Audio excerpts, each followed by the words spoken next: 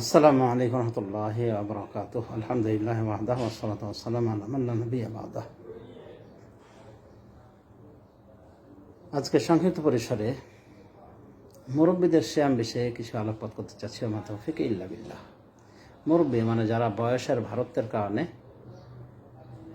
আমরা মুরব্বী বলে থাকি, এবং তাদের সিয়াম রাখার ক্ষেত্রে অনেকে অনেক দ্বিধাদ্বন্দ্ব বোধ করেন। তো আজকে সেটা নিরসন করা হবে। মুরব্বী মানে বয়স্ক, 80 বছর 90 বছর বা এর কম বেশি হয়েছে, কথায় মুরব্বী হয়েছে, এবং সিয়াম রাখা তার জন্য কষ্টকর হয়েছে। কারোর জন্য কষ্টকর হয়, কারোর জন্য হয় না। তো আমরা বিষয়টি ব্যাখ্যা করে বলবো যে মুরব্বী যারা রয়েছেন, যারা বয়স্ক মানুষ, তারা কয়েকভাবে বিভক্ত।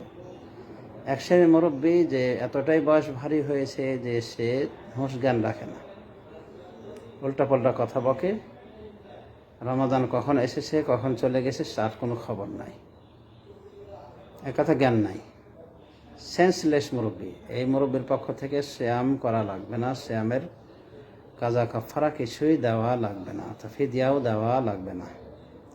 আর আসলে মুরব্বী রয়েছে, মুরব্বী কিন্তু মুরব্বী বা বয়স্ক হওয়ার পরও তার সিয়াম পালনে সক্ষমতা রয়েছে, সিয়াম পালন করতে পারে, তার কষ্ট হয় না, বা অল্প সামান্য কষ্ট হলেও সে সিয়াম রাখতে সক্ষম, তাহলে তার জন্য সিয়াম রাখা কর্তব্য।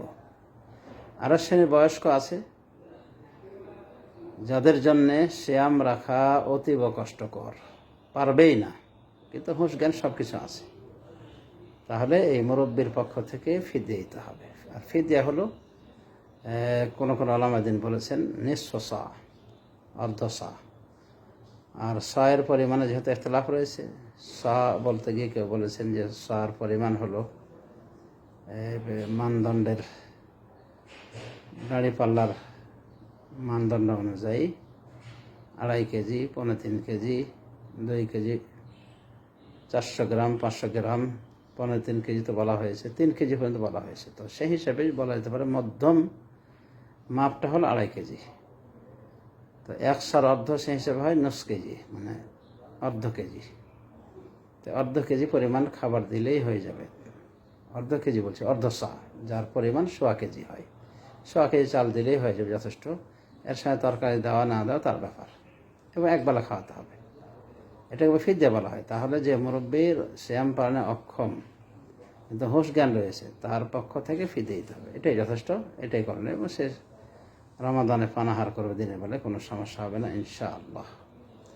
তো আশা করি আমরা বুঝতে পেরেছি যে যারা মুরব্বী তাদের কয়েক প্রকার রয়েছে, বলা যায় 3 প্রকার। মুরব্বী সেন্সলেস মুরব্বী, হুঁশ জ্ঞান তার হারিয়ে গেছে, তাহলে তার পক্ষ থেকে ফিদিয়াও দেওয়া লাগবে না, সিয়ামও আদায় করা লাগবে না, কাজাও আদায় করা লাগবে না। আর এক প্রকার মুরব্বী হলো সে সিয়াম পালনে সক্ষম, তাহলে তাকে সিয়াম পালন করতে হবে অবশ্যই। আর এক শ্রেণীর মুরব্বী বয়সের ভারত্বের কারণে সিয়াম রাখার যোগ্যতা হারিয়েছে, সক্ষমতা হারিয়েছে, তবে হুঁশ জ্ঞান এখনও রয়েছে। এরকম মুরব্বীর পক্ষ থেকে অবশ্যই ফিদিয়া দিতে হবে, তবে তার সিয়াম রাখা লাগবে না, সিয়ামের কাজাও আদায় করা লাগবে না, বরং সে রাতের বেলায় দিনের বেলায় পানাহার করবে যখন যেভাবে তার ইচ্ছা, যেহেতু সে অক্ষম।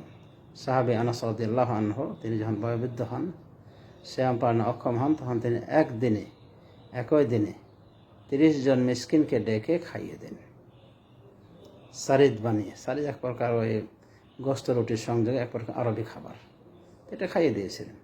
তার মানে ফিদিয়া হলো যে আপনি প্রত্যেকটা রমাদানের বিনিময়ে একজন মিসকিনকে ডেকে খাইয়ে দেবেন, বা 30 জন মিসকিন খাইয়ে দেবেন। রমাদানের শেষ প্রান্তে খাওয়াতে পারেন, মধ্যম প্রান্তে খাওয়াতে পারেন, তবে রমাদান আসার আগে ফিদিয়া দেওয়া যাবে কিনা এভাবে ইখতিলাফ রয়েছে। সতর্কতার দাবি হলো যে আপনি রমাদান মাস প্রবেশের পরেই করবেন, বা রমাদান মাসের শেষের দিকে আপনি এই ফিদিয়ার বিষয়টি করবেন আপনার মুরব্বীর পক্ষ থেকে বা আপনার নিজের পক্ষ থেকে। যদি বয়োবৃদ্ধ হয়ে যান, আবার এই ক্যাটাগরিতে পড়ে যান যে বয়োবৃদ্ধ, সিয়াম পালনে অক্ষম, কিন্তু হুঁশ জ্ঞান ঠিক আছে। তো সমাজে শুধু এই ছিল বয়োবৃদ্ধ বিষয়ে ব্যাখ্যা এবং তাদের ফিদিয়া বিষয়ে ব্যাখ্যা। তো ফিদিয়াকে কেউ বলেছেন নিসফ সা দিতে হবে, নিসফ সা, অর্ধ সা। আবার কেউ বলেছেন না, 1 সা দেওয়া লাগবে না, বরং নিসফ সা দেওয়া লাগবে না, বরং 1 সায়ের 4 ভাগের 1 ভাগ, সেই হিসেবে পরিমাণে কেউ কেউ বলেছেন যে 600 গ্রাম 700 গ্রাম ইত্যাদি। তো আমরা বেশিটা ধরার চেষ্টা করবো, অর্থাৎ 1.5 কেজি ধরার চেষ্টা করবো। যদি গরিব মিসকিন হয় তাহলে 600-700 গ্রাম পরিমাণও যদি প্রত্যেক রোজা বিনিময়ে ফিদিয়া দেওয়া হয় তাও চলবে ইনশাআল্লাহ, কারণ দুটো কথাই এসেছে দলিলে। আল্লাহু আ'লাম।